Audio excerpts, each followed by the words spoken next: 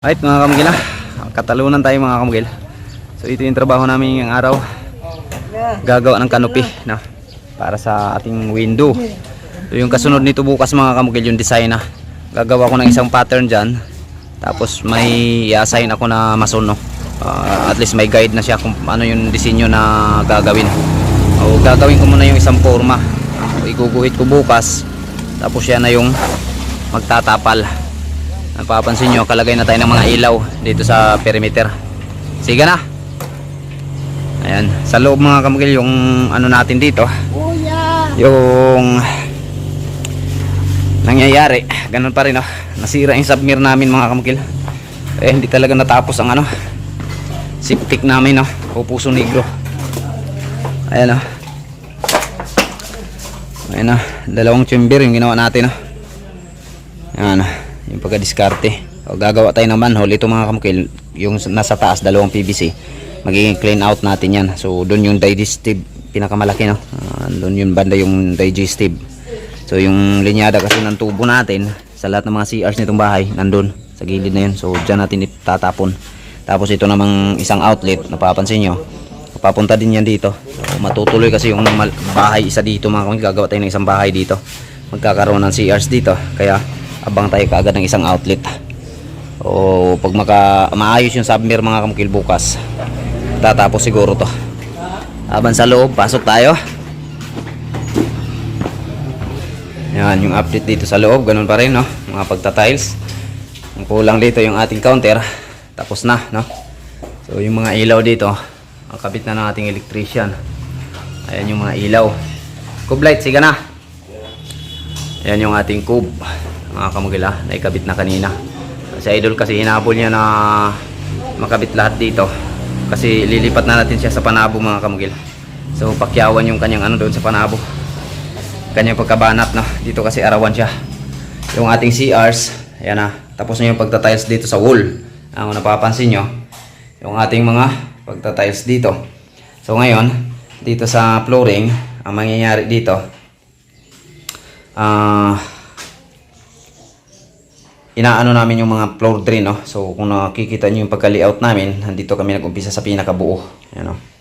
So lahat ng bikat, tugma pa rin yan. Pagdating dito, magkakaroon lang dito ng pagbabago mga kamukil na hindi masunod yung mga bikat dun banda sa shower area. Kasi nag-drop tayo dyan. So magkakaroon na hindi tatama yung bikat dito na part. Pero yung dito mga kamukil, magtatama pa rin yan, no? Napapansin nyo yung tansi natin, mula doon tumama na siya sa bikat.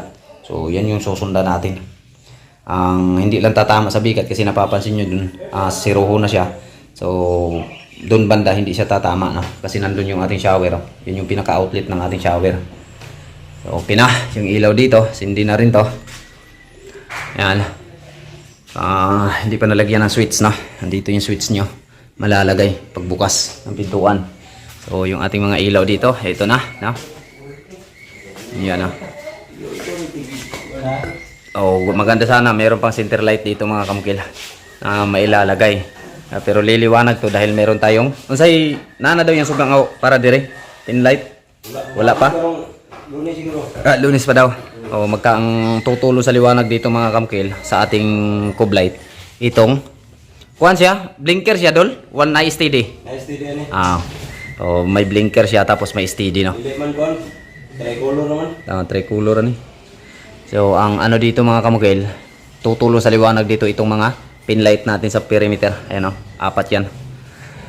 Alright, samantalan dito, pagta-tile sa flooring dito mga kamukil, almost done na, no. Isang kwarto na lang yung hindi pa. Tapos dito mga kamukil, yung pagta-tiles dito, pinakataas na lang yung pinakakulang, no? O bukas matatapos din to. Tapos siguro bukas na araw matatapos ng tile sitter natin itong pagta-tiles. Ayan, flooring na lang. So dito sa taas isang ano na lang, isang patong na lang, no? Papunta dito. Ayan, unti-unti na siyang gumanda. Yung huling banat namin dito is yung pagpipintura, no? So nagkasundo kami ni Sir kanina sa ano, sa presyuhan ng pintura kasi hindi ko kaya kapag porsintuhan tayo dito sa pamimintura. Talagang hindi ko kaya, tapado tayo mga kamukil, no? So nagbago yung ano namin, sit up namin sa libor, no. Tapos ito yung magiging control ng ating ceiling fan. Ayan, pwede natin palakasan, pwede natin pahinaan. Ayan, so direkta po yan dito sa switch natin mga kamukil, yung control na yan. Pag pindot nitong switch, itong isang switch sa ano to, sa mga ilaw. Dito siya, ito yung unang ating ceiling fan. Okay, so doon natin yan lahat ini-splice mga kamukil, yung junction na yan. Ayan. So lahat dito, ganito yung details. Kasi lahat ng mga kwarto may ceiling fan. Malalaki po yung ceiling fan na yan. Nasa 60 cm yung bawat ano niya. Bawat sabad, no? So kabila at sa kabila, naging 120 yung kabuuan ng sabad niya. Ang ating mga hallway, kikisami, ilaw na lang yung kulang nito. Dito magkakaroon siya ng dalawang ilaw. Ayan, ganitong ilaw lang gusto pinalagay ni ano. O temporary lang siguro to. Tatanungin ko pa si electrician. Dere sa kuandol. Dere, unsa daw na ipabutan yung suga? Pinlight yapon? Resitakel, kini yapon? Tuloy na pala itong mga kamukil. Sige daw, ayag. Maliwanag naman pagka resitakel, malakas kasi itong mga kamukil. Ito mga kamukil, itong mga ganito, medyo mahina siya, 20 watts yan mga kamukil, pero sa online yan ang binili, no? Pati itong strip light natin, no? Mahina siya, no? Ayan, no? So mas malakas, maliwanag pa yung ano, resitakel. So yan lang mga kamukil, yung ating update, no? O dito lang talaga kami na staggered o natatagalan mga kamukil sa septic, no? Kaya hindi namin magalaw-galaw dito pag hindi matatapos yung septic. Pero kung sakaling walang ano bukas mga kamukil, hindi maayos yung submer, o gagawa ako ng bagong hakbang para mapluringan namin dito. So ili-layout ko muna to bukas, itong bahay na maliit dito, papunta doon. Yan. Tapos yan, sasara na yan kasi magkakaroon na ng bahay. Unang-una kasi, unang plano, meron talagang bahay dito. Ngayon, pangalawa, hindi na matutuloy. So pabago-bago. Pangatlo, ngayon fix na talaga, itutuloy na naman. So walang problema, total handa naman tayong magtrabaho. Okay, yan lang, relax na yung mga tropa.